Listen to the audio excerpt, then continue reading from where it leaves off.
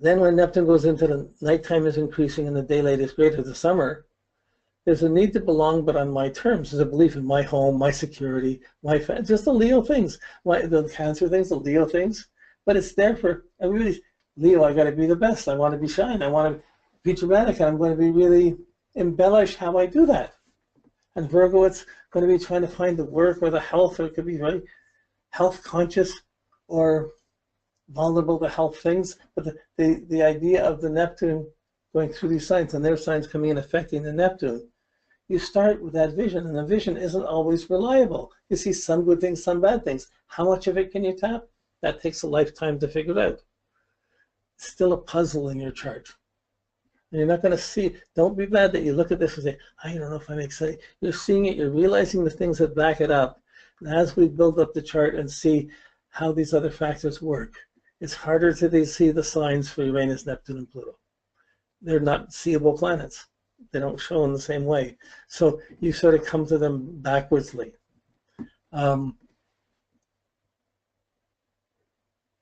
Again, for me, it's like certain generations have this, have that. You get a general theme, and then you work with Saturn and in when you're working to work with your chart, and you're almost trying to work to counter the defenses or the problems of these outer planets. And if you're going to get the positive out of it, you're working like heck to be good enough to reach that exceptional capacity. For an artist, for a musician, for an actor living the dream, Neptune could be very positive factors.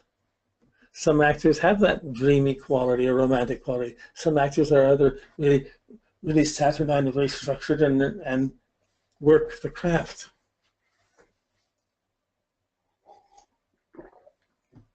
So we're all acting with our life to a certain degree. When we get to the Neptune in Libra, Scorpio, and Sagittarius, the autumn signs, nighttime is increasing, nighttime is even greater. This is my generation. I'm in Neptune in Libra. Neptune, Scorpio, Neptune, Sagittarius. These people believe in other people, believe they're supposed to be alone. They don't believe they're supposed to be alone. They're believing in togetherness and in whatever commitments come around it. So they tend to align with other people because they believe it, even if the other person doesn't deserve it. So they can be let down by people who are not trying to do the same.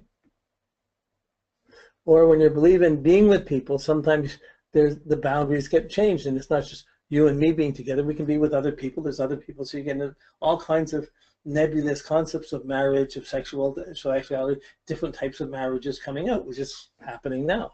We're seeing that now, but the roots of this started back with this generation from the 40s on, from the 40s on to the end of the 80s.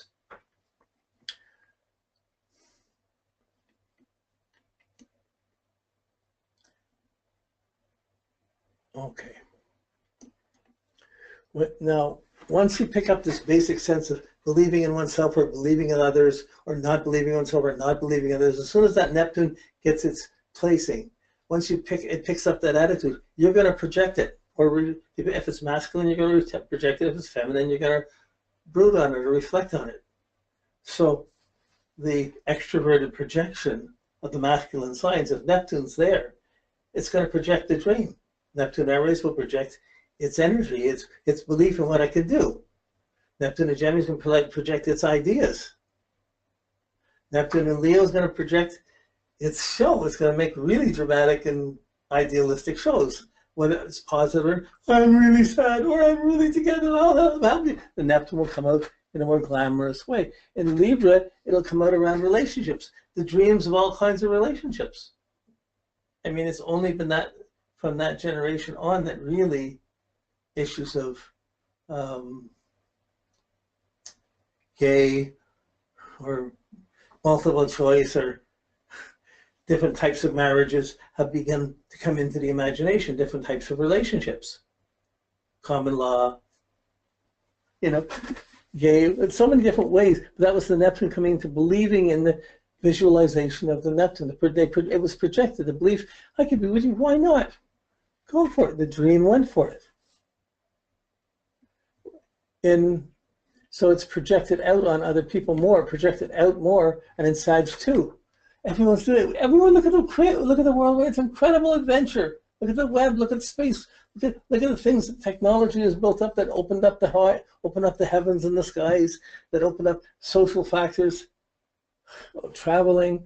Neptune went through all of these. So these signs really have more of a mixed racial, mixed cultural factors from traveling, from being exposed to other people, being attracted to the unusual person or the vision of someone else.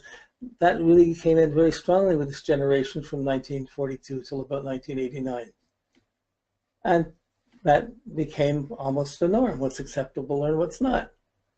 But it was, again, in Libra it's projected, in Sag it's projected, in Aquarius, which we just got through, this generation wants to project their knowledge, their ideas. They're going to want to project their belief in how the group or how the team should be, or should there be net neutrality, should there be open laws for immigration, should there be, all of these things that were going on, or the people born in that time are going to be trying to solve.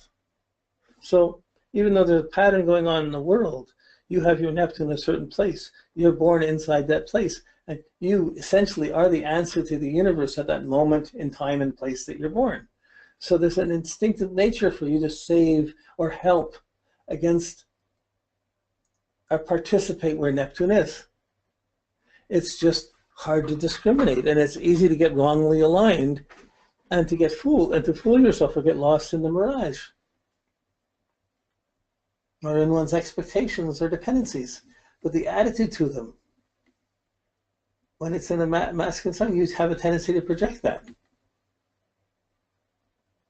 That means you're projecting out, adding your belief to the team, to the world.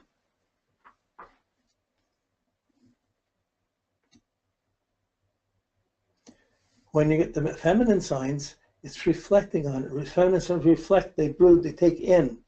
It's more the introvert than the extrovert. The Cancer, the Taurus, the Cancer, Virgo, Scorpio, Capricorn, Pisces, these are sort of the shy or the inward type, the brooding type of persons. It's earth and air. They reflect, they measure, they take things in. They're not projecting out. So there's the easy tendency, that's where they are, I'm not there. The tendency, or this is, I need you, or we have to be there. Like, so whatever the Neptune is built up on, whichever quadrant it's in, it's then going to project or reflect. In this case, it's going to brood on it. So Neptune and Taurus is going to start assessing, what do I value, what do I want, how am I living, am I comfortable enough? I think I got to have all of these things for me, or I'm going to feel I don't have them. They'll never give me this. How come my brothers all got bikes, I didn't? Or how like so many beliefs will come to formulate what I have and what I want, the Taurus qualities.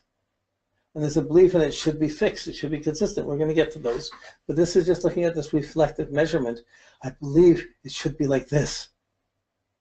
And it ends up being a fairly fixed belief, but it's measured. It's measuring in. The Cancer is looking for their security, and Neptune's in there. They believe in their security or how their family should be almost fanatically. Or they could be just have the home and be very alcoholic or something. And it's not all alcoholic or drug related, but it is belief oriented around security and a little bit over imaginative, over adventurous, over romantic, or gullible. That's another good Neptune word, gullible. You're gullible in the matters of the sign that Neptune is in, and that really it's the matters of the sign that Neptune's in that gets put on Neptune and distorts it to make it a little more gullible, make your take on it a little bit more gullible. When it gets to Virgo, the analysis, you're over-analyzing, over-criticizing, over-measuring, and there's no end to, you can believe you have the perfect system. And you're measuring it, but how come other people aren't following the system? Or, again, that can build up to its extreme. In Capricorn, that reflectiveness goes even, it's a deeper thing, goes into one's inner judgments and one's sense of trust. You believe in the trust in the trust of another person. And you may or not be valid in that person. So if you believe in someone, you move in, you're going to be together till death do you part, and that person starts having affairs, you find anybody, your beliefs shattered and your heart's confused, you don't know what's real anymore. Then the anger and the difficult judgments of Scorpio can get magnified by that Neptune. And it can be totally pushing the belief and trust or totally judgmental against it. I can never trust again. Guilty feet ain't got no rhythm. You know, like, it's just who breaks a trust, who believes in it too much, who holds on too much, who can afford to pay for that much trust. It's measuring it, it's watching who's living up to it. So it's almost waiting for someone else to dump it on them. So there's the expectation of others. And it's not necessarily that the other people are,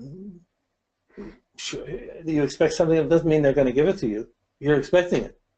But you believe they're going to give it to you. Years build up and all of a sudden it doesn't happen, you're let down. How could I start again?